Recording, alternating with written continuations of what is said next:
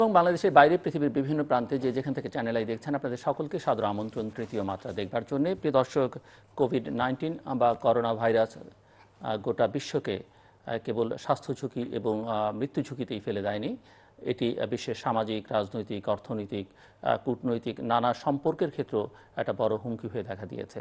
নানা প্রশ্নে নানান অস্থিরতা রয়েছে এবং নতুন এক বিশ্ব ব্যবস্থায় প্রবেশ করছে বলেই অনেকে মনে করেন বিশেষজ্ঞদের এই কোভিড-19 আক্রমণের মধ্য দিয়ে।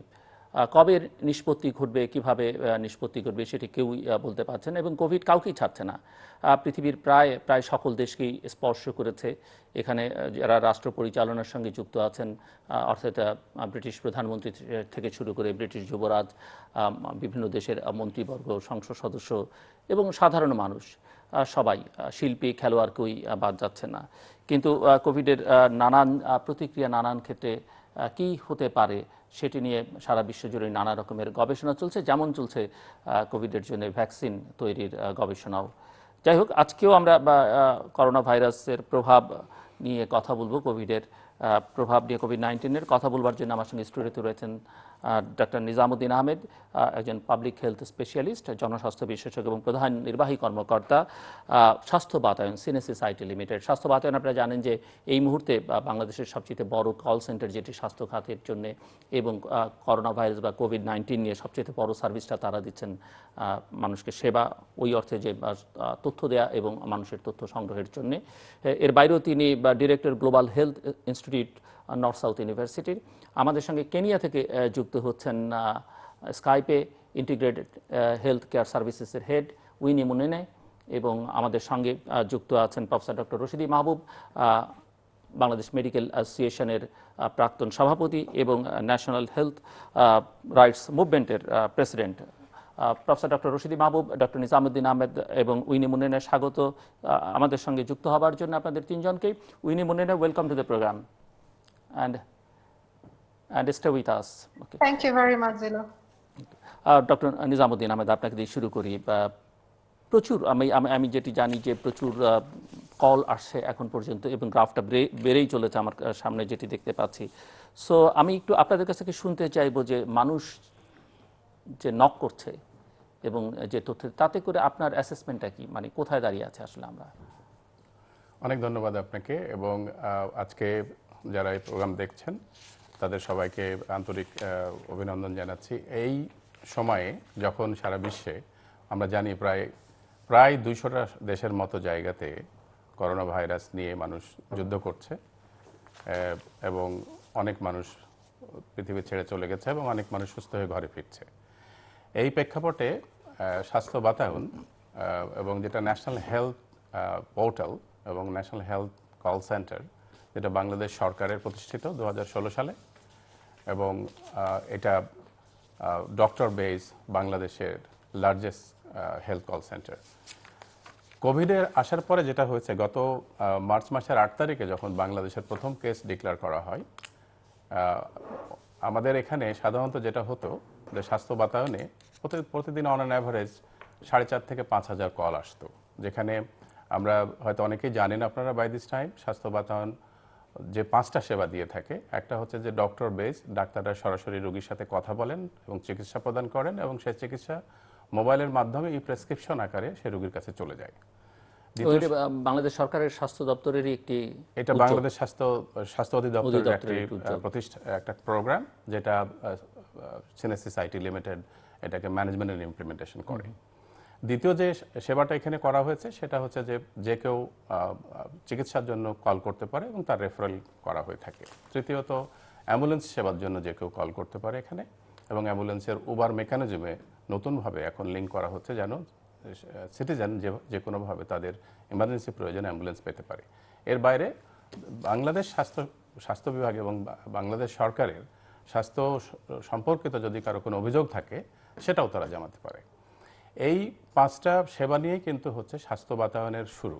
এবং এই মার্চ মাসের 8 তারিখের পর থেকে যেটা হয়েছে স্বাস্থ্য বাতায়নে, হঠাৎ করে যেখানে 5,000 কল আসতো সেখানে এখন কল আসে, গতকালকে কল এসছে 91,000, এবং 91,000 কল আসছে বাংলাদেশের প্রত্যেকটা ডিস্ট্রিক্ট থেকে।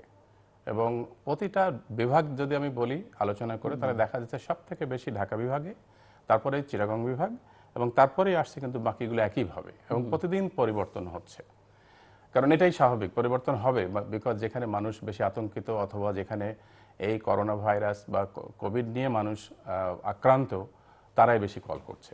জি, এখানে এখানে দেখা যাচ্ছে যে এই ফিগারটা বেড়ে চলেছে 8 তারিখের পর থেকে, এবং 18-তে গিয়ে এটা সর্বোচ্চ হয়েছে, আবার একটু কমে আবার 26 তারিখে গিয়ে অনেক বেড়ে গেছে। এই যে গ্রাফটা, এই গ্রাফের কোনো মানে কারণ কি আপনার কাছে মনে হয়? এটা কারণ হচ্ছে যে আমরা সবাই জানি যে করোনা ভাইরাস বা কোভিড একমাত্র ব্যবস্থা হচ্ছে যে প্রিভেনশন, এবং আমরা উল্টাভাবে বলি অনেক সময় পাবলিক হেলথ থেকে যে প্রিভেনশন ইজ দ্য ট্রিটমেন্ট।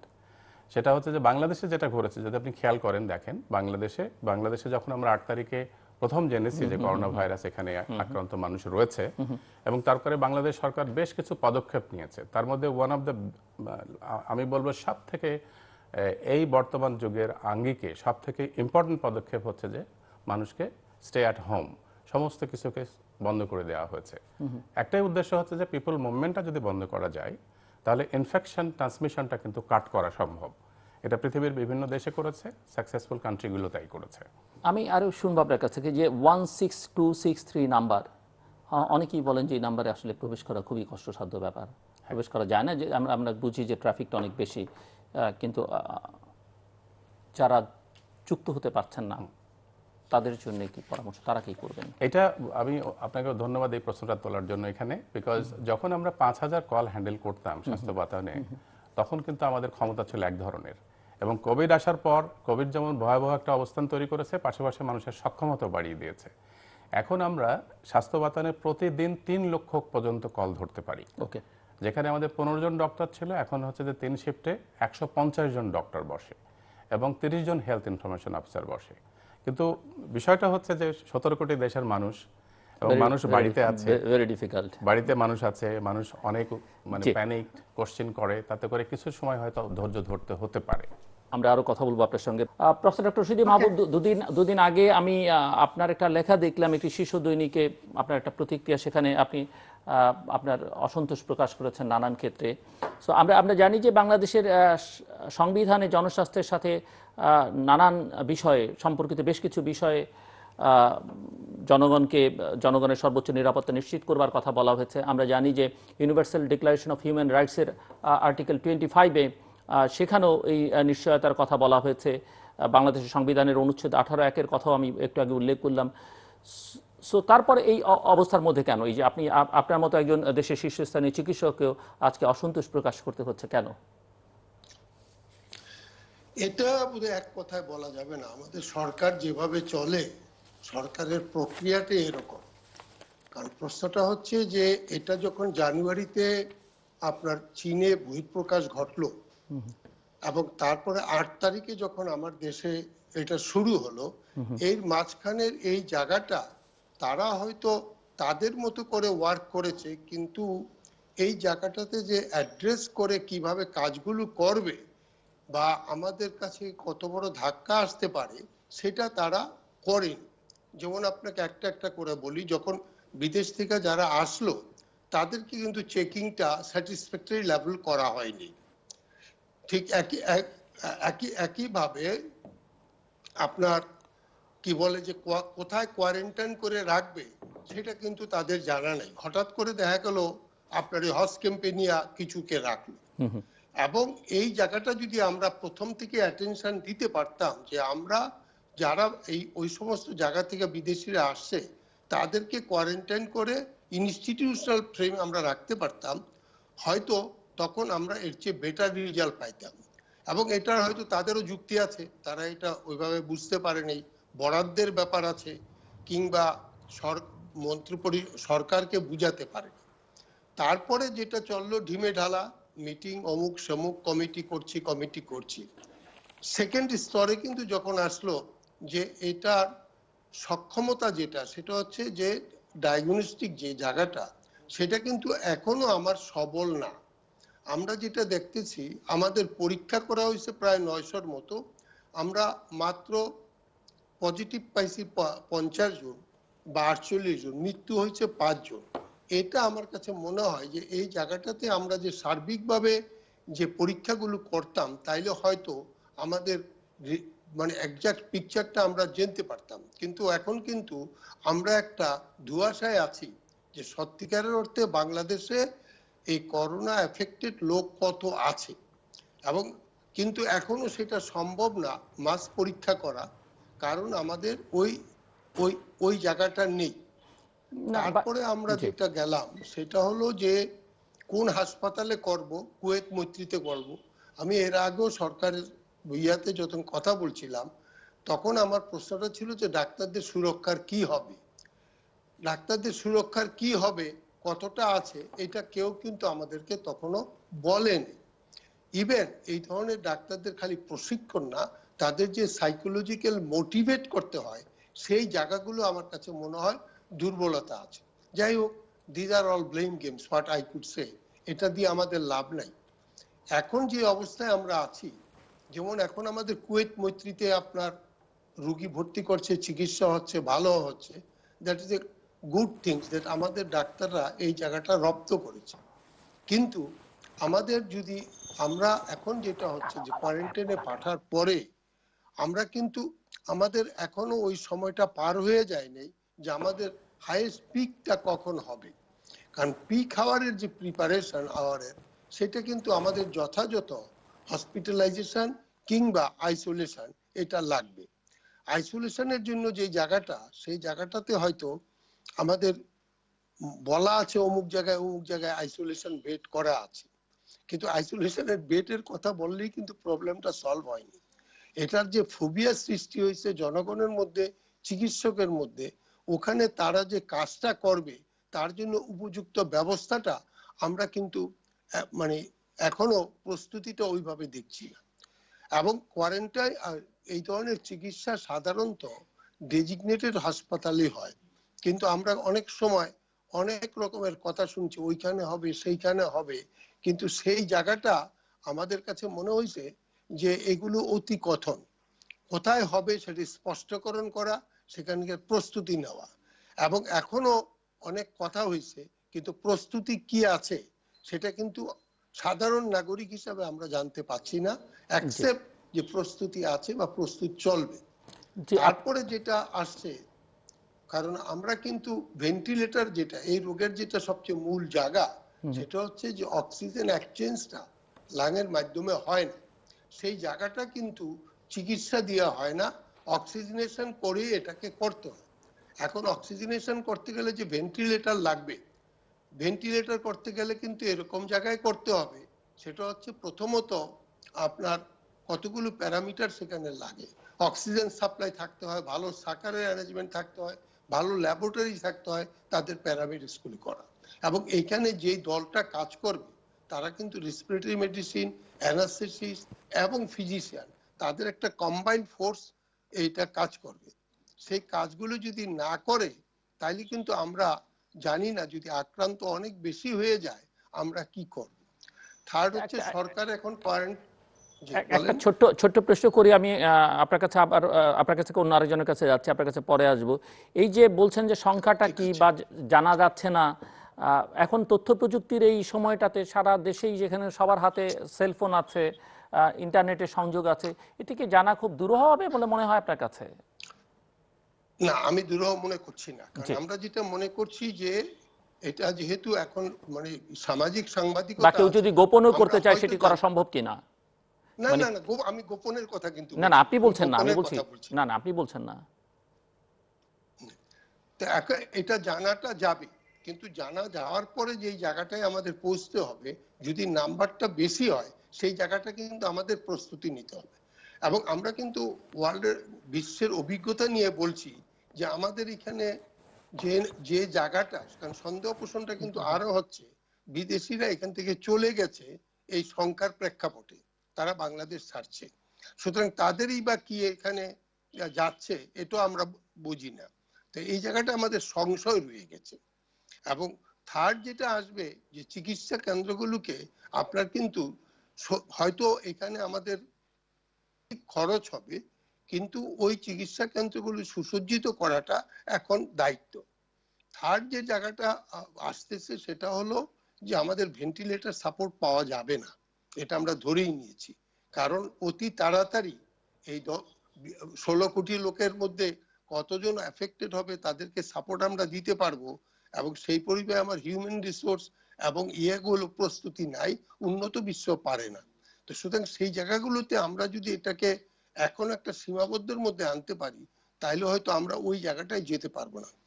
তো যেভাবেই হোক, লাস্টলি যে জায়গাটায় আমার বক্তব্য সেটা হচ্ছে, উইথ অল দি অডস আমাদের ইকোনমিক কন্ডিশন, সোশ্যাল ফ্রেমে হয়তো সরকার চেষ্টা করছে। আমরা আশা করব সরকার যদি এটাকে ভালোভাবে কন্ট্রোল করতে পারে, ধন্যবাদ সে নিশ্চয়ই পাবে। যে আপনি আমাদের সঙ্গে থাকবেন যুক্ত। Winnie, it's a very difficult situation, crazy situation, and public life has become stagnant and disastrous day by day, which is affecting the economic and political arena of every country, undoubtedly. So far, I know that around 31 have been infected, 1 died, and at least 3 are in a critical condition in Kenya. So what is the latest situation, and what's your take on COVID-19? So currently, as we stand, Zilu, we have about 38 cases actually. Okay. So this has risen in the last 24 hours. And the good thing is that again, only one person has succumbed to the disease. The situation is quite dire actually currently, and all the healthcare stakeholders are sitting around the table to try and deal with it. Multi-sectorial and also intergovernmental, different interministerial. Something to note that, COVID has shaken a lot of countries for sure.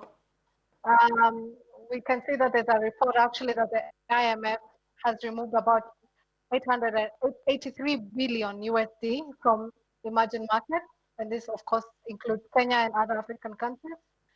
And it has been reported as the largest capital outflow ever. So currently the government is putting some measures so that the country doesn't go into complete economic breakdown. In Kenya, we don't have a full lockdown. Currently, the lockdown only applies between 7 p.m. and 5 a.m., which started only yesterday. So we have a curfew going forward in the nighttime. A lot of companies have also tried to set up working from home arrangements. So, employees that are formally employed, they can work through their computers and can do Skype calls and do meetings online, all encouraged to work from home. So we have very little office movement or movement even in the roads. However, as you're well aware, Kenya maybe is very comparable to Bangladesh. 80% of the population that is a workforce is informally employed. So they have to go to the markets every day and they earn their wages daily. So that's bringing also a very difficult situation. And therefore, that's why the government is still contemplating on how they're going to enforce a lockdown going forward. Because even as the doctors have rightly said, I could follow a bit of Bengali, we have to do the prevention. There's no treatment for corona right now. So prevention is basically quarantine, self-isolation. And it's very difficult for markets like us, where people still have to go to very crowded informal markets. Looking even at their settlements, we have a lot of people in Nairobi living in slum areas, very congested slum areas. So how do you enforce self-isolation? How do you enforce hand washing for households that don't even have running water? Yeah, soap obviously is a priority with this kind of communities. However, the government is putting some very good things in place. So we've got set up makeshift hand washing stations, even in the slums and in the markets. The government is sanitizing the open air markets. The government is also providing hotline numbers for any suspected cases that you could be seeing, and these guys can be reported, and they have very clear instructions of how to access healthcare services. However, the measures that they've put in terms of economic situation really only affect the formally employed people. And we know that Africa have had faces many epidemic in in the many past years. decades, yeah, in past. And I have a few facts, figures from different news media from Africa, Kenya, like the Conversation, All Africa, and like Deutsche Welle. They say that Africa COVID-19 lockdown, a death trap of another kind for the poor, according to Deutsche Welle. And one report says that Kenya COVID-19 brings economy to near standstill. The Conversation said that unemployment will be increased in the informal sector in Kenyan rural and urban centers. GDP will decrease by 1.4%. Revenue losses up to 6.5 trillion Kenyan shilling are expected, as well as inflationary pressure due to supply shortage. Unanticipated increases in health spending of up to 1.06 trillion shilling Kenyan.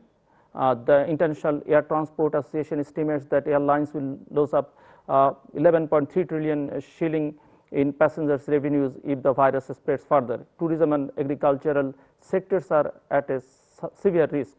How Kenyan government is going to compensate such a huge economic risks? So what the government so far has put in place, as for example, the taxes, there's been a reduction of the taxes for different levels of businesses. So for example, they've reduced the things like VAT, and they've reduced even taxes for employees. So we are seeing up from a reduction of pay from 30% to 25%. And the same applies also to the companies, right? They have put in place measures like, for example, with the central bank, they've reduced the lending rate to about 7% from 8.5% previously. So that is seen to cushion also the cost of money for these companies. And other measures that have been put in place, because of course for most of the companies what will hit them the most is obviously the payroll expense. The government has also been working with the World Bank and other development partners, and they have secured, I think, about $60 million. So let's see how that's going to support small, medium enterprises, which are definitely going to take the biggest hit. We'll see probably small and medium enterprises, and this is some of the things that people are trying to lobby, that they're going to include some of these expenses into their tax returns, and therefore they might not necessarily have to pay tax at the end of the year, end of the financial year 2020. So those are some of the cushions the government is putting in place. And I think also this is why they are really taking their time with doing a full lockdown, because at least there's some certain businesses continuing. Unfortunately, tourism being our biggest industry, and agriculture. Tourism is basically now almost to 0% because we just closed our airport on Wednesday night, and therefore there's no incoming visitors coming to Kenya. We can only have departing flights, and they're mainly diplomatic flights.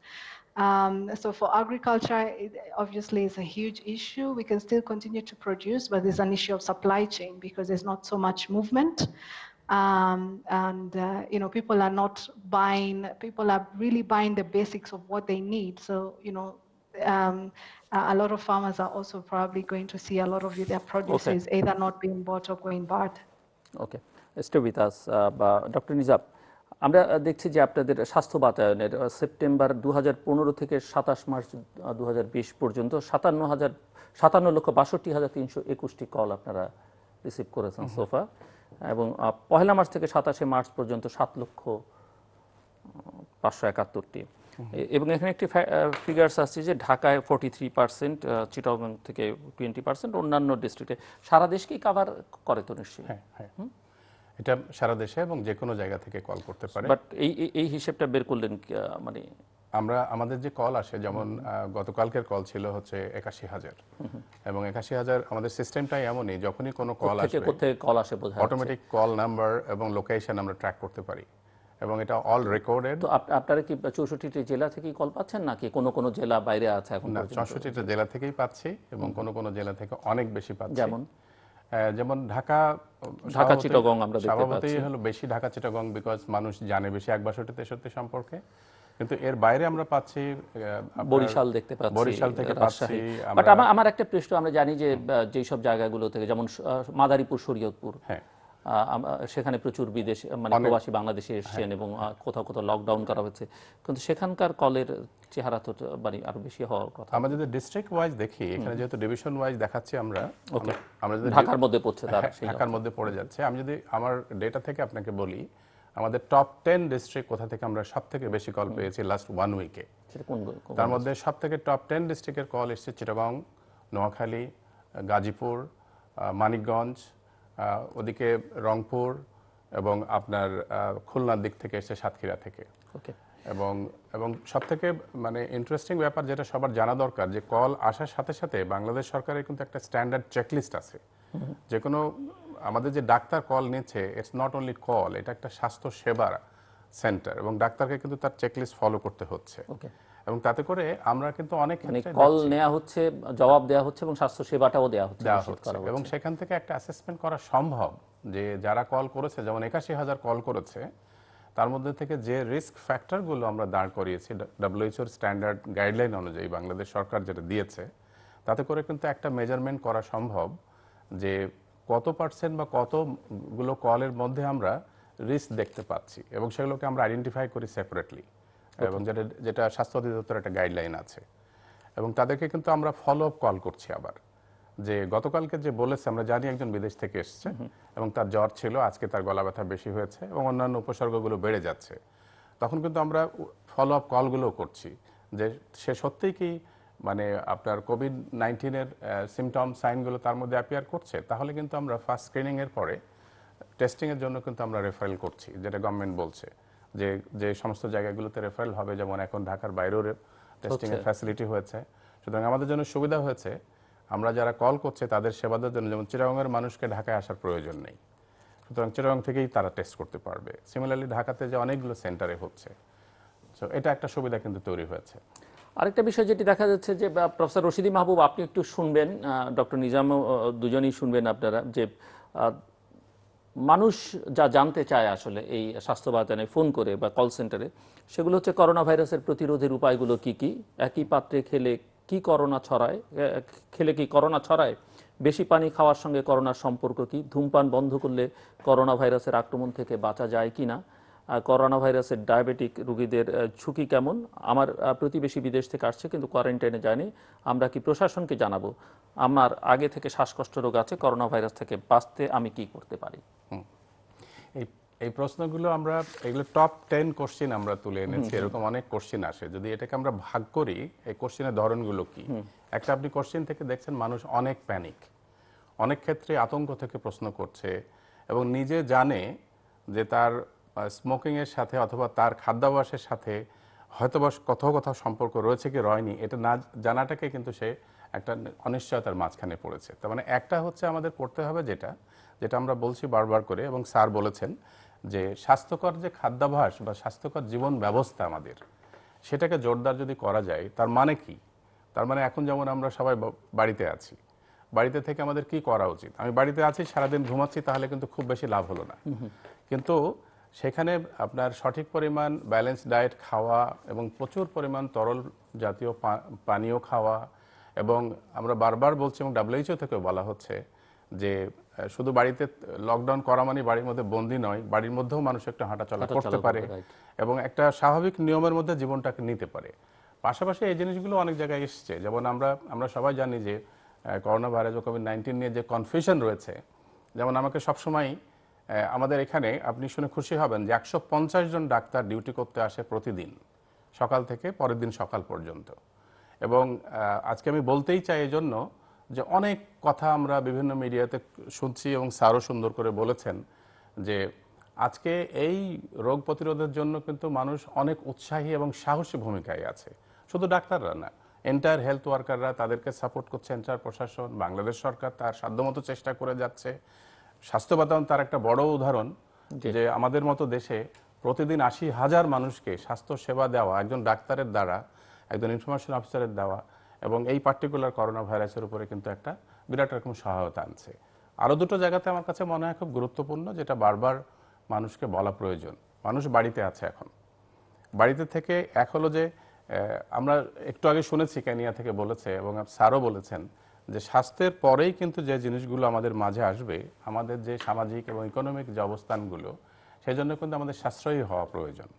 এবং সেই ক্ষেত্রে খাওয়া দাওয়ার জায়গাটা তো মানে আমরা যেমন বারবার বলছি যে স্বাভাবিক নিয়মেই খাবে, কিন্তু এখন ইদানিংকালেও এটা বলা হচ্ছে যে কার্বোহাইড্রেট এবং ফ্যাটকে অ্যাভয়েড করে যদি প্রোটিন এবং ভিটামিনযুক্ত খাবার বেশি খাওয়া যায়, তাহলে কিন্তু রোগ প্রতিরোধ ক্ষমতাটা বাড়বে। এই রোগ প্রতিরোধ ক্ষমতাটা বাড়বে, এই কথাটা বলা প্রয়োজন। তারপরে আমরা বারবার বলছি যে সোশ্যাল ডিস্টেন্স মেনটেন করা। সোশ্যাল ডিস্টেন্স মানেটা কি? বাঙালির ঘরে সোশ্যাল ডিস্টেন্স তো একটা হাস্যকর ব্যাপার মনে হতে পারে, কিন্তু আমরা যদি সেটাকে একটা হাইজেনিক প্র্যাকটিসের মতো করে ভাবি, তাহলে যেটা হবে যে আমরা গায়ে গায়ে লাগাই নেই, আমরা একটা ডিস্টেন্সে রয়েছি, আমরা স্বাভাবিক নিয়মেই সবাই হয়তো হাইজিন জানলেও মেনে চলি না। সেই হাইজিনটা মেনে চলার একটা সুযোগ এসছে এখন। শুধু আমাদের অভ্যাসে কিছু পরিবর্তন, অভ্যাসের পরিবর্তন কোভিডের কারণে যদি আসে, কোভিডের কারণে আসবে, এবং আমি শিওর যে এটার কারণে অনেক ইনফেকশনাস ডিজিজ আগামী দিনে কমে যাবে। Sounds good. Professor doctor Rashid e Mahbub. জি, আমার তো কত করোনা ওনারা যে ডেস্কটা খুলেছে এবং টেলিফোনের, এটা একটা বেটার অ্যাপ্রিসিয়েশন যে পিপলের ভয় ভীতি উত্তরগুলো দিয়ে জন আতঙ্কটাকে মিনিমাইজ করা যাচ্ছে। কিন্তু আরেকটা জিনিস কিন্তু এর সাথে আমরা এই মুহূর্তে বিপদে পড়ে গেছি, যে যেহেতু এই করোনা ভাইরাসের এই আসার পরে আমাদের হাসপাতালগুলোর কিন্তু সাধারণ যে চিকিৎসা, সেটার কিন্তু ঘাটতি হয়ে যাচ্ছে। এবং সেই জায়গাতে এই চিকিৎসা সেবা যেটা আমি বলবো, সেটা কিন্তু দেওয়ার অল্টারনেট যে ইয়াটা আমরা এখনো খুলতে পারিনি। এবং অল্টারনেটটা কিন্তু মূলত দিতে হবে বিশেষজ্ঞদের। এখন সরকারের পক্ষ থেকে মেডিকেল কলেজগুলোতে অথবা প্রাইভেট জায়গাগুলোতে আছে, যেটা আপনারা নিজেরাও জানেন, বিভিন্ন জায়গায় ডাক্তার সাহেবরা তাদের চেম্বার বন্ধ করে দিয়েছে। এটা একটা ইনিশিয়েটিভ যদি না নেয়, জন আতঙ্কটা আরো বাড়ে।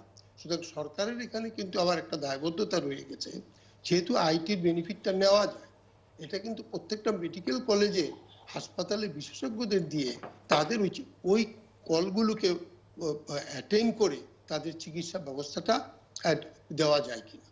থার্ড যে প্রবলেমটা আমি মনে করি এখনকার প্রেক্ষাপটে আসবে, সেটা হচ্ছে আমার গ্রামে গেছে, ডেফিনেটলি হেলথের কিন্তু একটা ভালো স্ট্রাকচার আছে, তারা সেটা হচ্ছে মনিটরিংটা করতে পারে। মনিটরিং এর করার যে বেনিফিটটা, এই বেনিফিটটা আমরা কিভাবে কাজে লাগাবো। এখন ওইখান থেকে যে রুগীগুলো আইসোলেশনের দরকার কিংবা যাদেরকে ট্রিটমেন্টের দরকার, এই দুইটা রুগী কিন্তু আমার ওই মনিটরিং এর ফ্রেমে এনে দিতে হবে। যারা নাই তারাও যদি অ্যাফেক্টেড হয়, নিশ্চয়ই তারাও আসবে। সো এই জায়গাটাতে কিন্তু আমার মনে হয় এই মুহূর্তে আমাদের অন্তত আগামী 10-15 দিনের নজর দেওয়ার ব্যাপার আছে। চিকিৎসা যেহেতু আমরা আগেও বলেছি যে চিকিৎসা তো নাই কিছু অ্যাকচুয়ালি অক্সিজেনেশন করার ছাড়া, তো ভেন্টিলেটরের সাপোর্ট আমরা যে খুব বেশি একটা দিতে পারবো তা না। আমরা যদি এখন যে ল্যাবরেটরিগুলো খুলতেছে, সেই ল্যাবরেটরিগুলো খুলে যদি আমরা কেরিয়ারগুলোকে আইসোলেট করতে পারি, তাহলে কিন্তু আমাদের প্ল্যানিং এ একটা সুবিধা হবে। আর চিকিৎসা যেহেতু জরুরি প্রয়োজনে যতটুকু বাংলাদেশ সরকারের আর্থিক বা অর্থনৈতিক অবস্থায় দেওয়া সম্ভব, সেটার বিকল্প আমাদের কিছু নাই। থার্ড যেটা হচ্ছে যে চিকিৎসকদের যে জায়গাটা, এখন আমরা হাসপাতাল খুলছি, কিন্তু আমি জানি না ওই হাসপাতালে চিকিৎসা দেওয়ার জন্য চিকিৎসকদের যে নিডগুলো আছে সেগুলো যেমন দিতে হবে, এবং তাদেরকে ওই কাজগুলো করার জন্য মোটিভেশন ওয়ার্কটা কিন্তু করতে হবে। এবং প্রণোদনা কিছু দেবেন কিনা কিংবা তাদের ইন্স্যুরেন্সের কিছু কাভাজে রাখবে কিনা, এগুলো কিন্তু দরকার আছে। লাস্ট যে প্রবলেমটা আমার কাছে মনে হচ্ছে, যেটা আমি গতকালও মেনশন করছি, ডেড বডি ডিসপোজাল। যেটা করোনাতে মারা গেল তার কিন্তু একটা ফ্রেম আছে, সেই ফ্রেমে আপনারা করতে পারবেন, কি বলে যে, কিন্তু যেগুলো সাসপেক্ট তাকে কিভাবে আপনারা কভার করবেন। এবং এটা কিন্তু আমি যদি আজকে থেকে পুরো অনেক আগের দিকে যাই, এগুলো কিন্তু উপজেলা লেভেলে আপনাকে যেহেতু ফার্স্ট রেসপন্স লাগবে, উপজেলা লেভেলে কিন্তু এদেরকে তৈরি রাখতে হবে।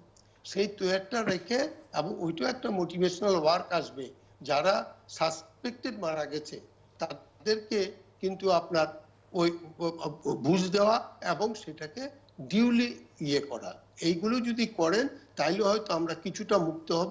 তবে এখনকারও যে আমাদের যে নাম্বার এবং যে একটা রুগী, তাতে কিন্তু আমি মনে করি যে এই মুহূর্তে আমি মনে করি যে we are still on safe. কিন্তু এই সেফটা যদি আমরা আরেকটু তদারকি করে সেফটাকে পার্মানেন্ট সেফে নিয়ে যেতে পারি, সেটা হবে আমাদের জন্য একটা মস্ত বড় কাজ। জি, Winnie, last year the Kenyan government approved 62.7 billion shillings for its public health sector.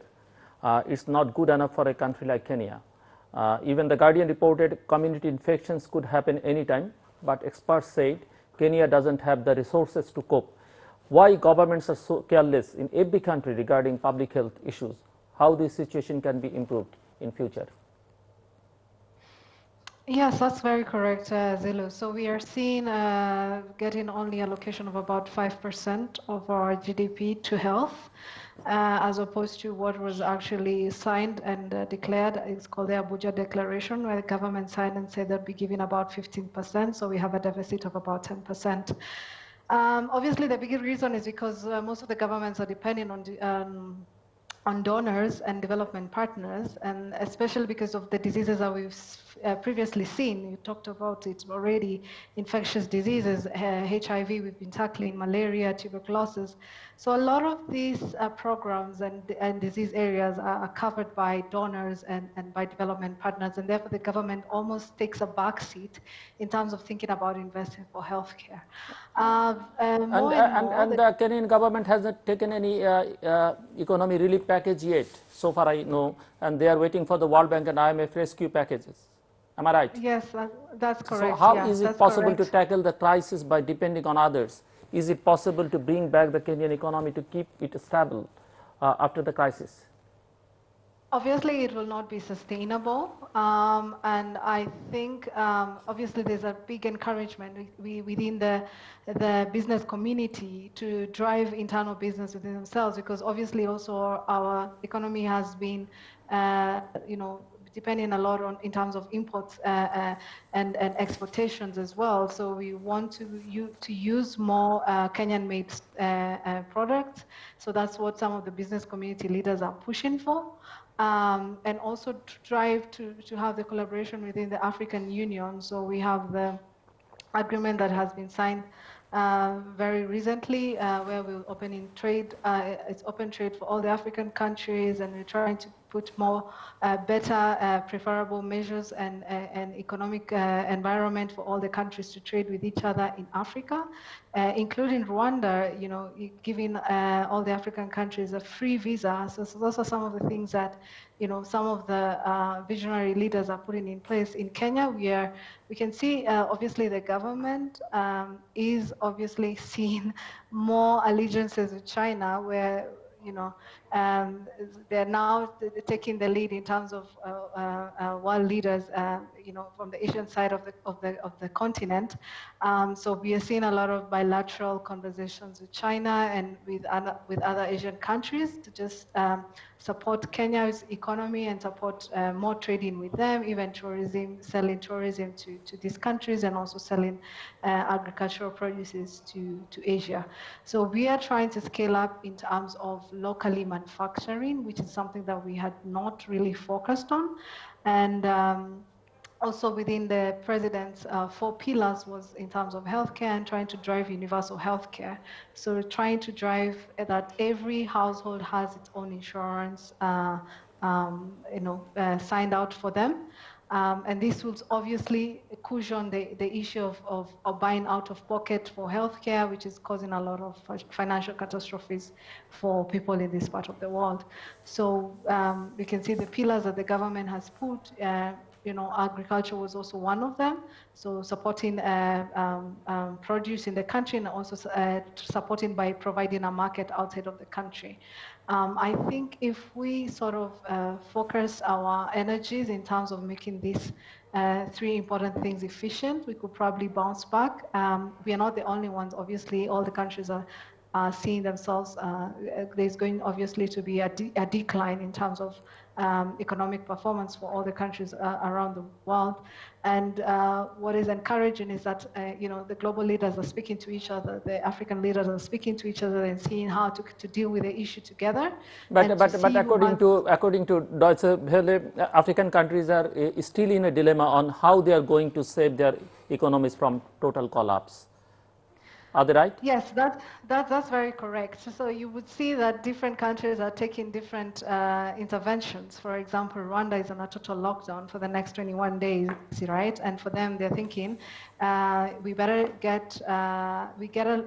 lock our country now, get over this particular apocalypse or pandemic, and then we will bounce back very quickly, because they also have very friendly economic terms in Rwanda, which is also inviting a lot of foreign investment, as opposed to Kenya, which is thinking we have to salvage our economic situation as it is, and this is why they are very resistant in terms of having a full lockdown. Anyway, the numbers also are probably not justifiable to have a full lockdown, but unfortunately, as we have seen the graph, we can very confidently say, Germany a month ago was not seeing the numbers they're seeing now. They had below 100 cases in Germany, but now they're looking at almost 6,000 cases.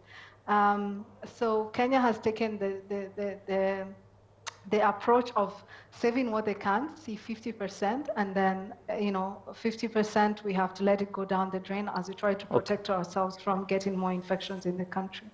Okay, Dr. Nizam, আমরা admit করে নিয়েছি যে এখন community transmission হচ্ছে বাংলাদেশে, এবং একটা বড় অংশই রাজধানীর বাইরে চলে গেছে, এবং যাওয়ার সময় আপনি জানেন যে বাসে, লঞ্চে, ট্রেনে কি অবস্থা তৈরি হয়েছে, এবং সারা দেশেই ছড়িয়ে পড়েছে। যত কথাই আমরা বলি না কেন, যে আমি যেটি প্রফেসর রশিদ-ই-মাহবুবকে বলছিলাম যে তথ্য প্রযুক্তির এই যুগে হয়তো কোনো কিছু লুকিয়ে রাখা সম্ভব নয়, কিন্তু আমরা নাগরিকরা কতটা সচেতন, বা আমরা বিভিন্ন চিকিৎসকদের সঙ্গে কথাবার্তা বলে যেটি পাই যে অনেক রকমের রোগী আসে এবং তারা সন্দেহ করেন, বাট সবাই তো বলতেও চান। এখন সামাজিকভাবে এটা এমন একটা ধারণা তৈরি হচ্ছে যেটি বললে বোধহয় আমাকে আইসোলেট করে ফেলা হবে, আমাকে সামাজিকভাবে পরিত্যক্ত ঘোষণা করবে, এবং তার কিছু কিছু লক্ষণও কিন্তু আমরা দেখি। ইভেন আমরা যদি দেখি যে প্রবাসী বাংলাদেশি যারা এসছেন তাদেরকে নিয়ে যেভাবে ট্রল করা হয়, আমার মনে হয় না বাংলাদেশে সেটা উচিত কোনো নাগরিকের করা, কারণ আমাদের অর্থনীতির একটা সিংহভাগ তাদের উপর নির্ভরশীল। এবং যেটি প্রফেসর রশিদ-ই-মাহবুব যথার্থ বলেছেন, যেটি আসলে এয়ারপোর্ট থেকেই আমাদেরই ঠিক করা দরকার ছিল, মানে রাষ্ট্রের দায়িত্ব ছিল, সিভিল এভিয়েশনের দায়িত্ব ছিল, সেটি করা হয়নি। দ্বিতীয়ত হচ্ছে আমরা এখন দেখি এই যে লকডাউন বলছি, রাস্তায় নাগরিকরা বেরোবেন না, কিন্তু কেউ বেরোলে তাকে আবার আইন শৃঙ্খলা রক্ষাকারী বাহিনী কানে ধরে উঠবস করাচ্ছে, সেই সব ছবি আবার অনেকে আনন্দের সঙ্গে সামাজিক যোগাযোগ মাধ্যমে পোস্ট করছেন। এগুলো তো কি আসলে আপনি কিভাবে দেখেন? এটাকে আমার মনে হয় যেভাবে দেখা উচিত হবে, আমি জনস্বাস্থ্য বিশেষজ্ঞ হিসেবে যেটা দেখি, এবং যেমন আমাদের এই কাজটা আমরা যেটা করছি এখন, আমি প্রথমেই বলছিলাম যে আমাদের প্রধান কাজ, এবং স্যারও বলেছেন যে আমাদের যে সবার মাঝে যে একটা অস্থিরতা এবং প্যানিক বিরাজ করছে, এখানে কিন্তু বাংলাদেশ সরকার এবং প্রাইভেট সেক্টর একটা পাবলিক প্রাইভেট পার্টনারশিপের একটা বিরাট বড় সময়, বিকজ 17 কোটি মানুষের কাছে বিশ্বাস নিয়ে ফেরা প্রয়োজন। আমার ভাই বোন যারা বিদেশ থেকে এসেছে, তো আমার তো ভাই বোনই, রোগ শোক তো সবারই হতে পারে, কিন্তু একটা স্টিগমাটাইজ করে ফেলাটা এটা কোনো অবস্থাতেই ঠিক না, এবং সেই পরিবারের জন্য ক্ষতি, সেই এলাকার জন্য ক্ষতি। তো সেখানে আমার মানে public health point of view থেকে মনে করি, যেমন নর্থ সাউথ ইউনিভার্সিটি, এবং কোনো কোনো ক্ষেত্রে আইন শৃঙ্খলা রক্ষাকারী বাহিনী অতিরিক্ত তাদের দায়িত্ব জায়গাতে অনেক, আমাদের মনে হয় যে বিচ্ছিন্ন ঘটনা, দু একটা বিচ্ছিন্ন ঘটনাকে দিয়ে পুরো বাংলাদেশকে বিচার করাটা ঠিক হবে না।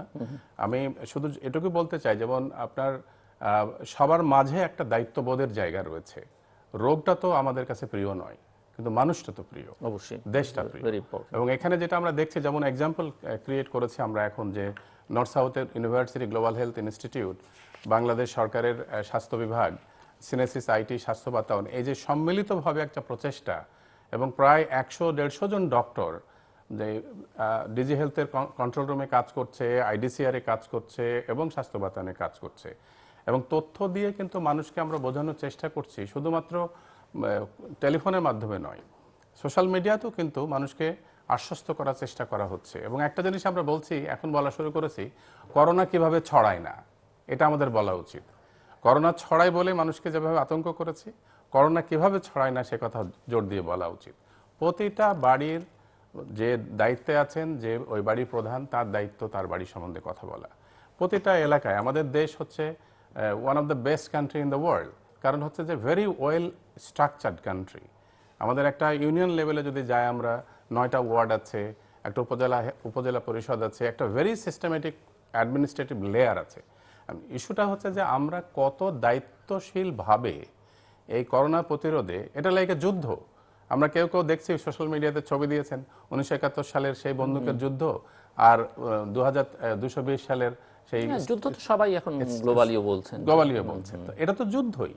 এখন সেই যুদ্ধটা শুধু যে ডাক্তারই করবে সেটা বললে ঠিক হবে না, এটা সম্মিলিত সবাইকে মিলেই কিন্তু যুদ্ধটা করতে হবে। মানুষের প্রধান প্রয়োজন হচ্ছে যে আমার আস্থার জায়গায় ফিরে যাওয়া, যে আমার ব্যবহারিক পরিবর্তন, আমার যে প্রতিরোধ ব্যবস্থাপনা যদি আমি মেনে চলি, যে 3টা জিনিস বারবার আমরা বলছি এবং সবাই এখন সারা বাংলাদেশ জেনে গেছে যে আপনার হাত এবং হাত ওয়াশ করাটাই, আপনার হ্যান্ড ওয়াশিং হচ্ছে প্রধান, আপনার সামাজিক যে দূরত্ব বজায় রাখা এবং আপনার হেলদি হ্যাবিটস এবং হেলদি ফুড অ্যাট হোম, এই যে প্রতিরোধ ব্যবস্থাগুলো যদি আমরা মেনে চলি, প্রতিরোধ ব্যবস্থাপনাই কিন্তু চিকিৎসা ব্যবস্থাপনার সাথে সম্পৃক্ত।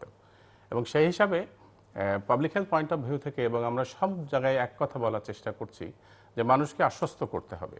মানুষকে যত তাড়াতাড়ি তার নিজের জায়গায় আশ্বস্ততার জায়গায় নিয়ে যাবে, মানুষ প্রতিরোধ ব্যবস্থাপনা তত তাড়াতাড়ি অ্যাডাপ্ট করতে পারবে পারিবারিকভাবে।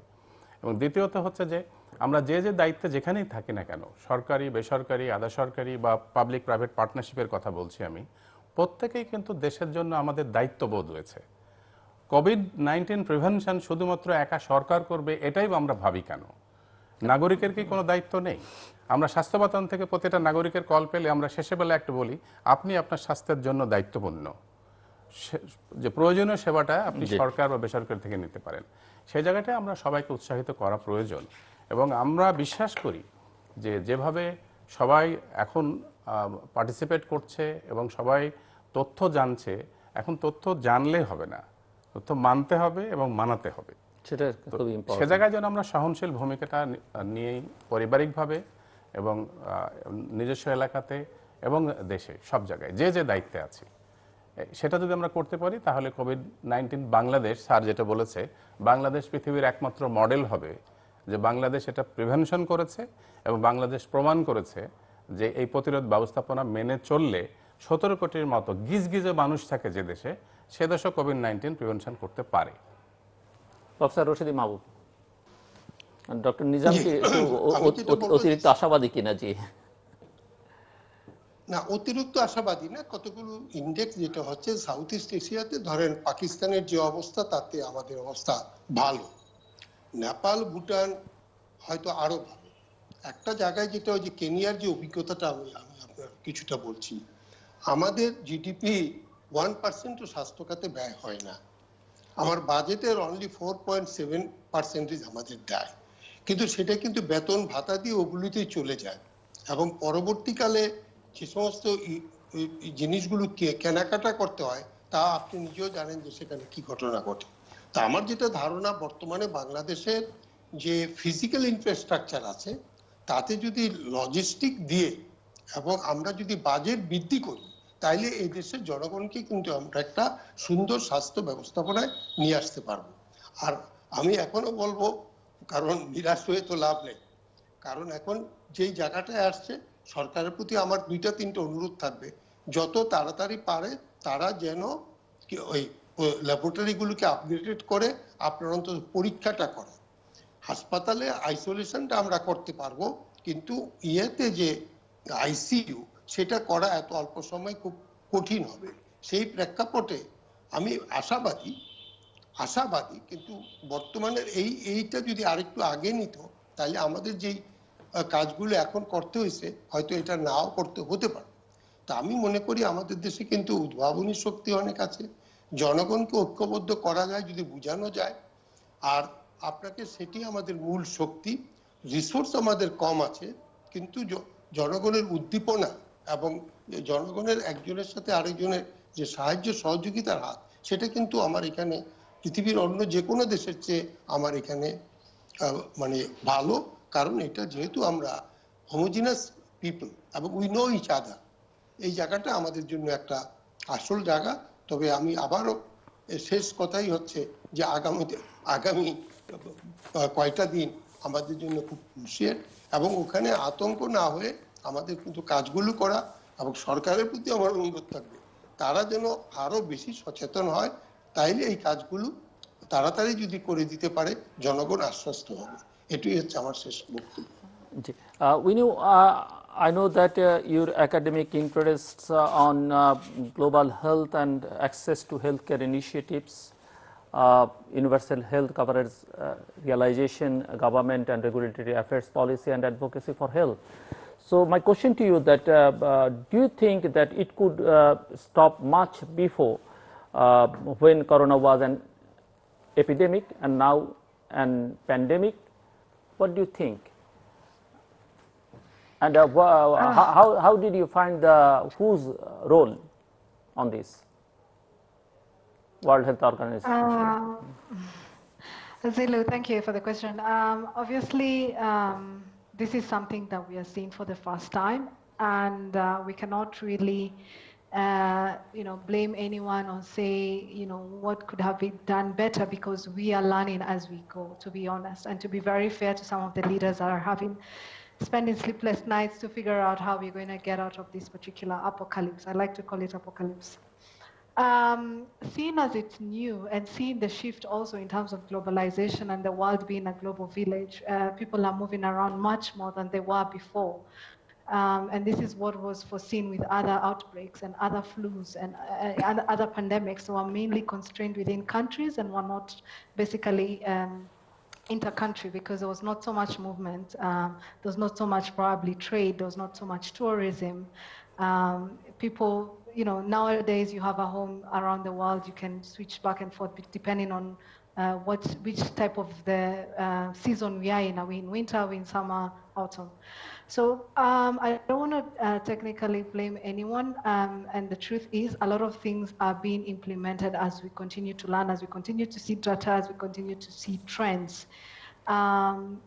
Just as a side note, I was having a conversation with some of my colleagues and saying, perhaps, for instance, if China had been very honest from the beginning and said there is something that we have realized, we've noticed, and I think we need your help, someone else needs to look into it, maybe we wouldn't be where we are right now, because then at that time, perhaps China would have been locked down and there wouldn't have been so much movement out of China. But China obviously was protecting their economy as well and protecting their reputation, protecting their image, and they did not know to which scale this particular pandemic or issue that we are having, they did not probably foresee how big it would eventually be. So we could probably say that maybe China didn't tell us early enough, didn't raise the alarm early enough. They tried maybe to keep some people quiet, not to talk about it. The other thing is also, for example, the WHO, they took some time as well to declare that this is a world pandemic and this is what we should be doing. We should be locking down countries, and now they're coming on very aggressively. Perhaps we could say it's too late, but they also did not know. They did not know to what scale this particular issue would grow into. Up to a certain point now, they are screaming at some of our leaders, especially the Africans. Tedros was talking about Africa not testing enough. That's why we are not seeing the numbers. It could be true. It could also be, our demographics probably is reacting differently to the coronavirus. I don't know. But the truth is, we sort of need to give credit where it's due. It's not easy. I've sat in meetings up to midnight trying to do a COVID-19 response for Kenya, and it's not easy because no one has done it before. Some of my colleagues, they've been in medicine for 4 decades, 5 decades. They're saying they've never seen this before. So it's not something that probably we had already a standard operating procedure to deal with, to be honest. Okay, doctor Nizam Uddin, এই মুহূর্তে দাঁড়িয়ে আজকের দিনে দাঁড়িয়ে আর কি challenge দেখেন সামনে?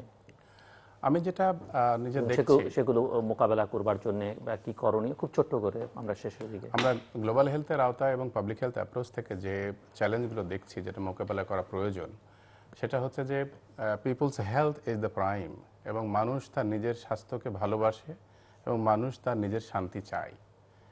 এই জায়গাটাতে আমাদের যেমন আমরা হেলথ প্রফেশনাল বলছি, আমাদের ডাক্তারদের কথা বলছি, আমাদের এন্টায়ার হেলথ ওয়ার্কফোর্সের কথা বলছি, আমরা এন্টায়ার গভর্নমেন্ট প্রাইভেট সেক্টর পার্টনারশিপের কথা বলছি, এই সবগুলো কিন্তু সমন্বিতভাবে মানুষের কাছে তিনটা জিনিসের জন্য যাওয়া প্রয়োজন। এক হচ্ছে যে মানুষ নিজের আমরা সবাই জানি মানুষ জনগণই শক্তি এবং জনগণই শান্তির মূল। সুতরাং এই অ্যাসুরেন্সটা মানুষকে বারবার দেওয়া প্রয়োজন প্যানিক রিডাকশন করার জন্য।